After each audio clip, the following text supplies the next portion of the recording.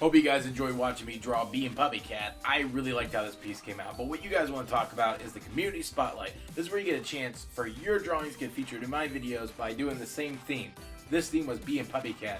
The next week's theme is going to be Gemsonas. If you're not familiar with it, check out Steven Universe. What you're seeing on the screen right now is the amazing work that I got from all of you guys. I got 40 entries. I don't know if I can feature every piece every week, especially if it keeps growing, so I'm going to have to figure out another way of doing this.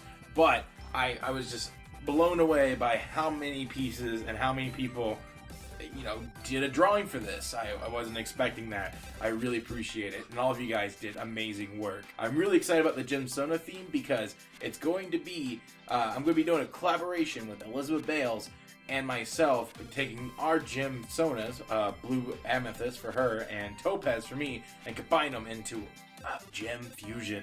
You'll find out what that one is in 2 weeks. You have a week now to draw your own drawing and submit it to us. All the details will be in the description below. Can't wait to see what you guys draw, and stay awesome. See you guys soon.